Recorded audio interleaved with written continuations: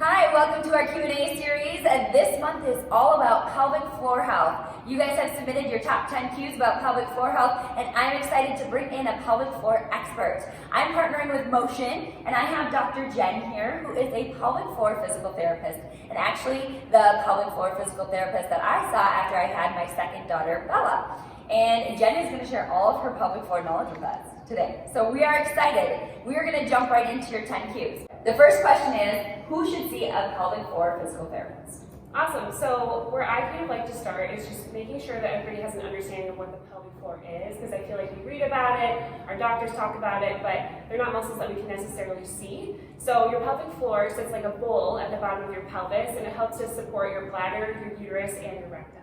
So if you're noticing that you're having any symptoms revolving around those organs, so let's say you feel like you're running to the bathroom all the time, you can't quite make it to the bathroom, you're leaking with coughing, sneezing, laughing, maybe you're dealing with constipation or you have pain with intercourse, those are a lot of symptoms that I commonly see, and I feel that if you're having those symptoms, you should maybe reach out and ask for help. That's awesome. Great. Okay, so how do I know if I have an issue? Yeah, so any of those symptoms, I kind of think about red flags as well. So let's say you're leaking with coughing, sneezing, laughing, you're leaking on the way to the bathroom, you're having pelvic pain, you're noticing that intercourse is really painful. Those are kind of the things that I tend to look for the most. Another thing that I look for is any kind of issues with diastasis recti, so coning or doming with certain exercises, or you notice when you lift your baby, you're like, oh man, something's happening there, it just feels weak. Awesome. Great. All great indicators. Okay. What is pelvic floor physical therapy, and what does an intro appointment look like? Yeah, so pelvic floor physical therapy is the treatment of those pelvic floor muscles. And so what we usually do on your first session is we go through a pretty thorough subjective history. So we'll talk about those three organs. So we'll ask you questions about your bladder and what going to the bathroom is like for you, if you're able to make it on time. We'll ask questions about your bowel function, if you're having any issues with constipation or diarrhea, bloating, abdominal pain. We'll ask about intercourse or even just general penetration, if you have issues with tampons or pelvic pain.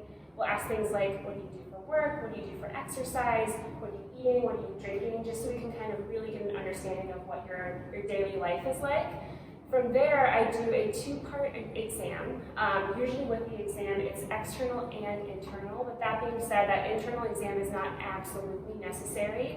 For some people, it's something that they're just not quite ready for yet. So I always say, if you have any issues or you're feeling uncomfortable, just let me know. We can stop at any time or defer the exam completely. But if I did do an internal and external exam, usually I just take a look at those muscles on the outside and assess the function of the muscles. And then I do a one-finger internal vaginal exam where I'm wearing gloves, I use lubricant, I feel the muscles on the inside, I assess your strength, and I look for pelvic organ prolapse.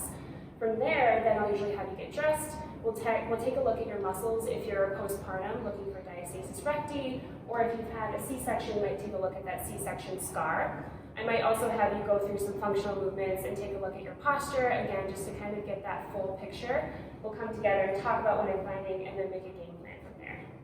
I feel like that's super helpful because I had no idea, so I just showed up and I was like, all right, I'm here. Yeah, a lot of times, people have had pelvic floor, or they've had physical therapy for their shoulder or their back, and this is just a little different, so it's nice to know what you're walking into. Get intimate. Yes. But in the best way, because it's all for the knowledge of figuring out next steps and making sure that you are healthy. Exactly. All right. How do I know if I have a tight or loose pelvic floor? Yeah, so this is a really good question, and a question that I get a lot. It's hard to tell by yourself. I always recommend if you have questions, just reaching out and asking or coming in for an exam. That being said, if you have a tight pelvic floor, some symptoms that I commonly see are pain with intercourse or feeling like you can't completely empty your bowels or bladder, and you might have some pain with penetration or wearing tampons.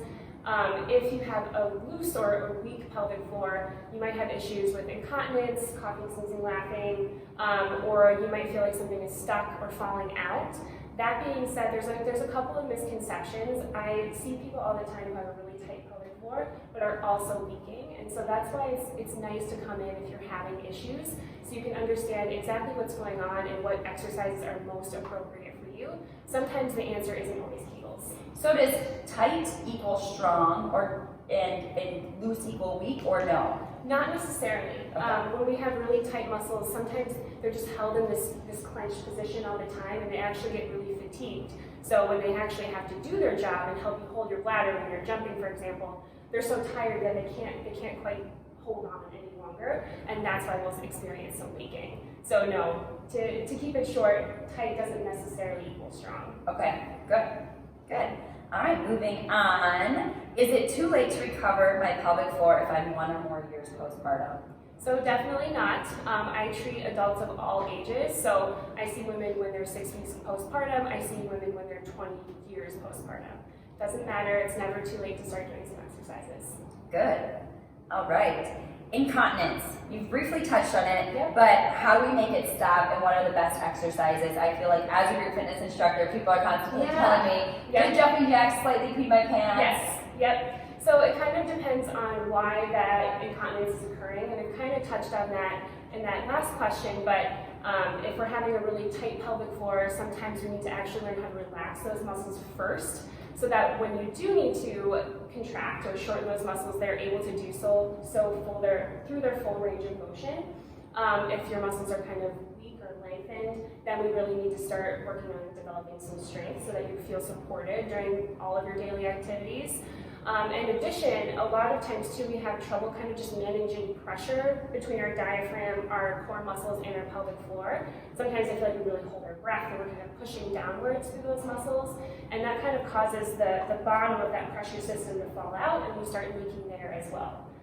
So again, it just kind of depends on why that incontinence is occurring. So making sure that you're able to totally relax your pelvic floor and contract your pelvic floor is really, really helpful. I would say that was my favorite part about seeing you, is I learned when we were going through exercises that when I thought I was activating my pelvic floor, I was actually activating my glutes and nerves. Other muscles that were bigger were taking over. As someone who's like an all or nothing, I was like, yes. And you were like, well, no, because when you do pelvic floor exercises, actually like 15%, 30% is okay to get that activation. Right. When you're practicing your Kegels initially, it doesn't have to be this 100% effort because we're just laying on our back. You know, when you're doing squats or when you're jumping and you're running, that requires a little bit more help from those surrounding muscles. But initially, I want you to be able to try to isolate those muscles as much as you can. Yes, the isolation. That was a big learning point for me. So that was great. Okay, speaking of it, how can I strengthen my pelvic floor before having babies? So if I've never had babies and I'm pregnant, what exercises can I do? Yeah, so what I would say is trying to incorporate your pelvic floor into your daily activities or your current exercise routine. So my rule of thumb is exhalation on exertion. So during the hard part of an exercise or an activity, let's say you're lifting up a heavy bag or you're doing a squat, making sure that you're exhaling during that hard part. So as you're coming up from your squat, that's when you're breathing out and you're activating your core and your pelvic floor. So again, just kind of having those, thinking about that and carrying it over to your daily activities is a great way to kind of start building up some strength. And then also you can work on your Kegels. Let's say you're laying in bed trying to fall asleep at night, practicing inhaling and relaxing your pelvic floor, exhaling and contracting. The cue that I like to use is like you're picking up a blueberry with your vagina so that you're pulling up all 3 layers of your pelvic floor when you're doing that Kegel. Yes, someone told me that and I was like, oh, that's genius, because it's like a visual. It's a good visualization. Or like a Kleenex. Someone once told me like a Kleenex and get all 4 corners to come in. So if you're picking up a Kleenex, all 4 corners like come in. Visual learners, I like it. Okay, now how can I strengthen my pelvic floor after having babies? And so this is where I come in and say I really recommend seeing your pelvic floor physical therapist after you have your baby. That way we can really check and see what's going on in terms of strength, if you've had any perineal tearing, if you've had any issues with hemorrhoids or a C-section scar. It just allows us to be really thorough and talk together about what you can work on. But if you don't have access to a pelvic floor physical therapist, I would say work on just relaxing those muscles first. Having a baby is really hard regardless of how you deliver vaginally or C-section. So kind of taking some time to breathe and checking with those muscles, visualizing them just kind of letting go and melting underneath you, and then slowly incorporating the Kegels over time. Yes. And I would add on, so when I came in initially I came in for DR, pelvic floor health, but hemorrhoids were like a whole separate issue, and so You gave me this one tip about hemorrhoids that was amazing. Yes. When going to the bathroom, Yes. the whole, can Yep. you talk through that? Yeah, so when people are trying to have a bowel movement, they really, really push down through their pelvic floor muscles. And sometimes if you have hemorrhoids or prolapse, it just puts a lot of pressure on that area. And so what I like to teach people how to do is kind of lean forward, allow their bellies to relax, and actually push out through their hands, kind of outwards through their sides. So that way they're still kind of able to put that pressure somewhere, but it's a little bit more equally distributed versus placing it straight down onto the pelvic floor. Yes, if you've had severe hemorrhoids, it's very helpful. Yes.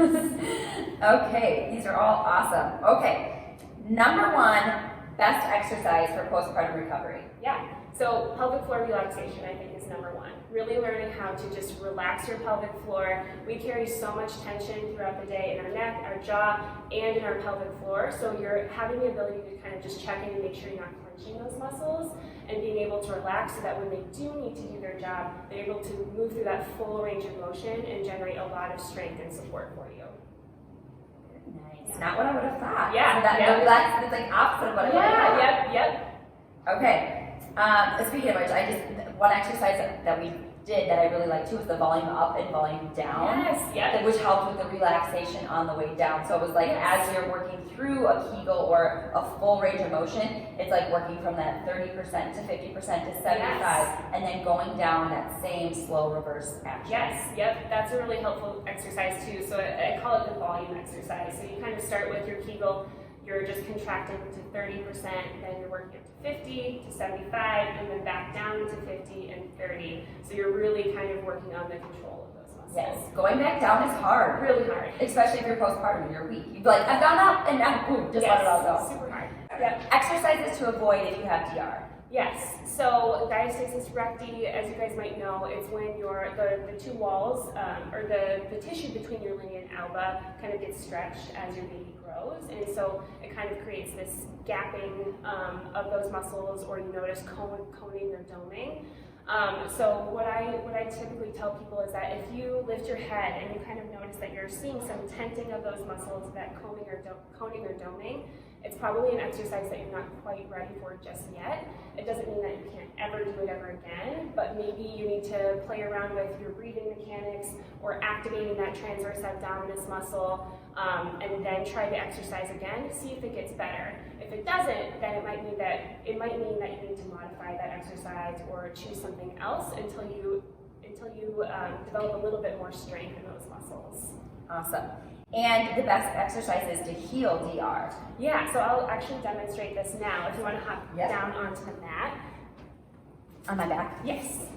So the most kind of fundamental exercise I like to teach is just how to find your transverse abdominis and activate it. Yeah. So what I'll have you do, perfect. I'm just going to have you find your hip bones on either side, perfect. And then you're just going to move about 1 inch in, and then can you just do like a little fake cough for me? So you kind of feel those muscles popping into your fingers. So in order to activate those muscles, we're going to pretend that there's a string attached to your 2 hip bones, and as you exhale, you're going to imagine that string pulling your hip bones together. So you're essentially using that transverse abdominis to kind of pull in this way. So while you inhale first, you're going to completely let your belly expand and relax. Exhale, you're pulling those 2 hip bones together. And you should feel those muscles kind of tighten up underneath your fingers. Yes. So That's super helpful. I've used that in classes that I teach. Good. Pull your hip, because a lot of times you just say like, make sure your back is driving into the mat, or keep your back, but pulling your hip bones is such a better cue than your low back into the mat. Right, yep, it's just great because that allows you to access these muscles with a neutral spine as well. And it's something that you can carry over into everything that you do. And then from here, we can make it more fun and exciting. Once you really get that activation down, we can move your arms, we can move your legs, we can get you jumping, squatting, things of that nature. But this is kind of step number 1. And now, something that I think is interesting, because DR, we just think of it as the abdominal separation. Yes. But it also has to do with your underlying transverse abdominals and the tension you can create, right? Exactly. Yep. So it's not always about like how big your gap is. I always say it's about how much tension you're able to generate across that linea alba so that your abdominals are working together and you feel supported.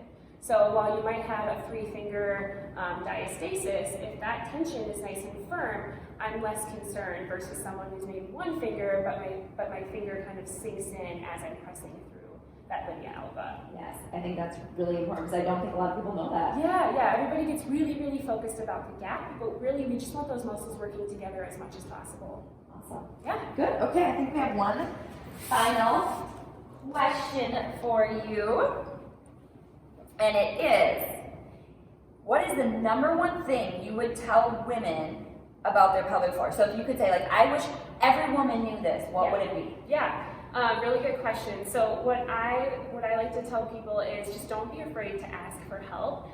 You can have an issue with your pelvic floor if you are pregnant, if you are postpartum, or even if you've never had a baby before. So if you're noticing that something is off, go ahead and reach out, ask for help, even if it's just a quick email or just coming in for one evaluation. Just learning more about yourself is truly helpful.